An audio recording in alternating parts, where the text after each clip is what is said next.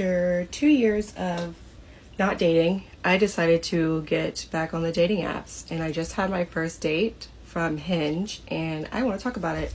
I decided to get back on Hinge. I get on the dating app, right?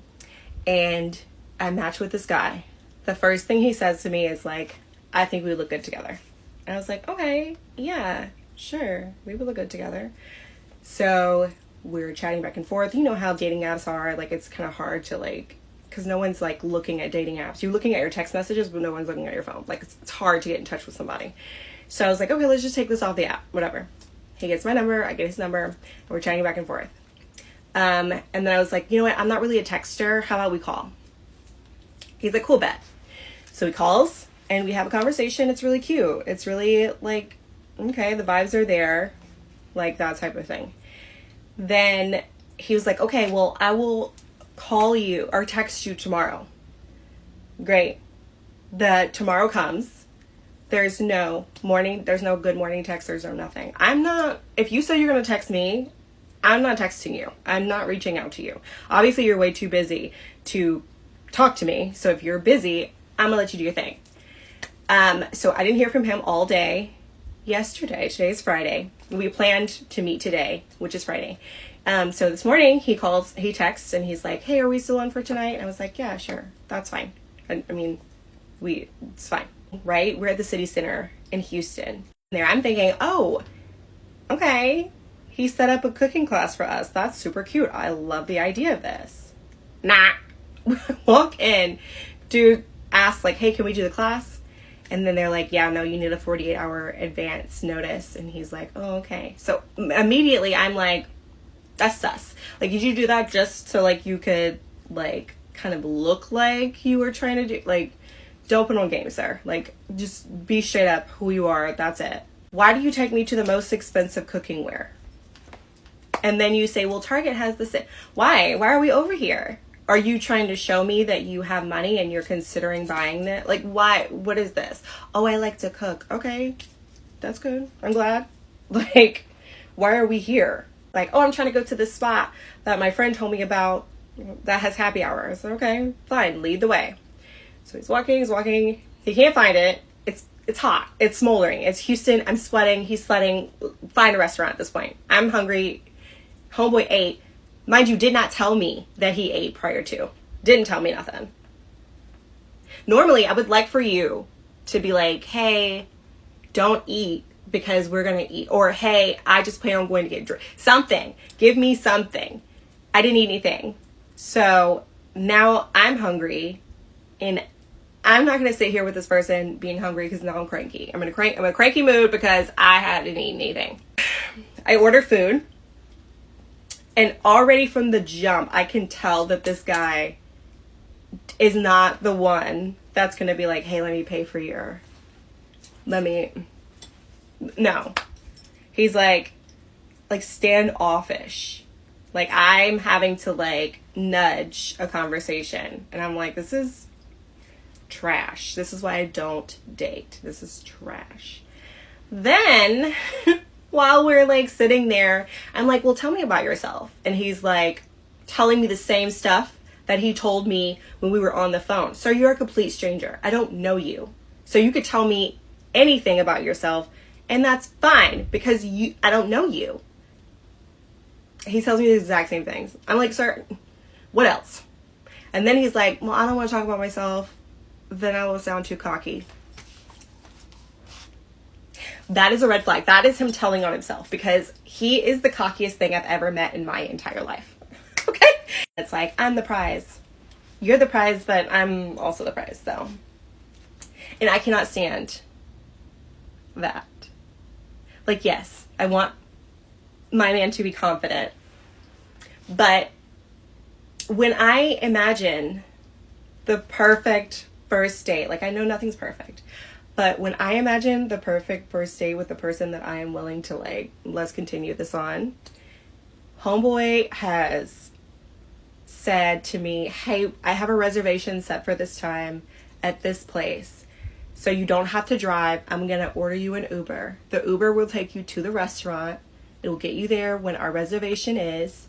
And then when we're done, the Uber will take you back home.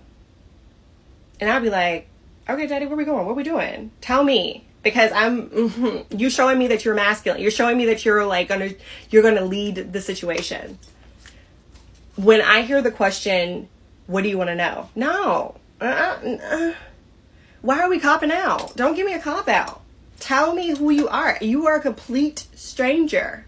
You're gonna have to come back for part 2 about what transpired within this date conversation. So anyway, come back for part 2. This is part 2 of I haven't dated in the past 2 years, and then I decided to go on a Hinge date, and this was my first date.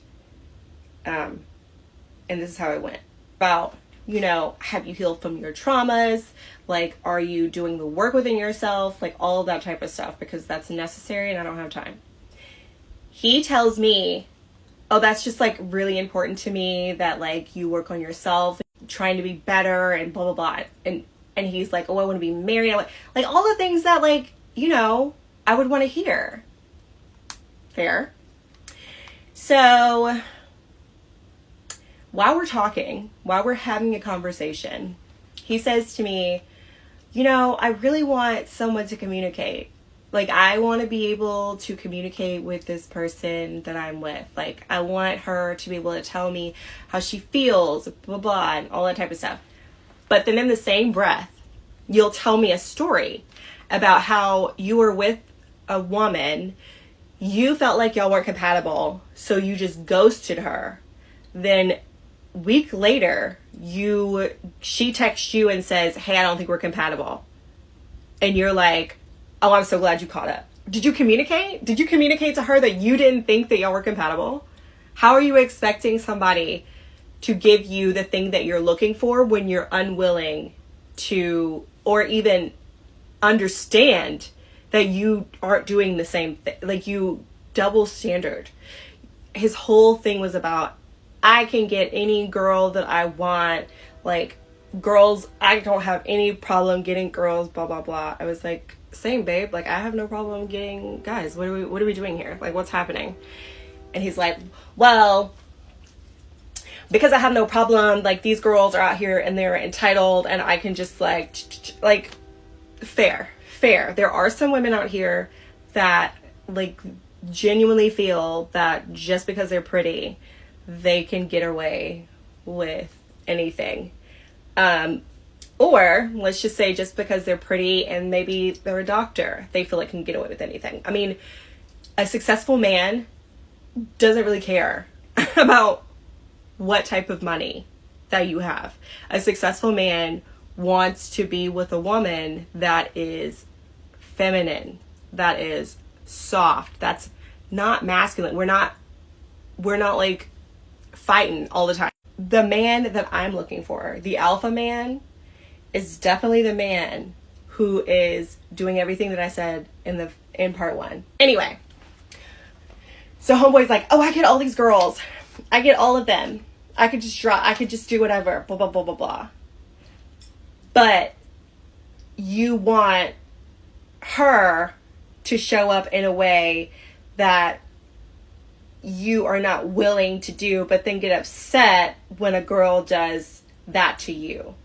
Like, I feel like he was caught off guard when I would call him out on, like, oh, I want this thing, and oh, these women say these things that they want from men, but then in the same breath contradict yourself because you're wanting the thing that the high value woman wants. My first date with a self-proclaimed high value man is definitely, they have the same point of view that a high value woman has, meaning like, I look cute, I'm here, I'm the package, I don't need to bring anything to the table because I am like that. Like, I don't need to be considerate of you, I don't need to be kind to you, I don't need to be gentle with you, I don't need to do any of that because you are going to bow down on your knees and kiss my feet and kiss the floor that I walk on because I'm me. Granted, it's great to have that type of confidence. I mean, we have it sometimes. We do. I mean, do you see me? But we're also able to be just like a little bit humble.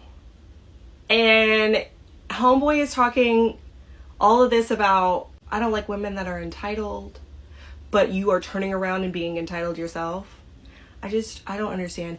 Anyway, at the end of it, I ended up paying for it, which also is a red flag for me, because like, if you ask me out on a date, why am I pulling out my purse to pay for this? Like, but I'm not going to let one date give me like a bad taste in my mouth for the whole dating game. But that is how my first date went after not dating for 2 years. So that's it. I don't think we're compatible. I'm gonna let that one go. And we'll see what happens next time. Okay, bye.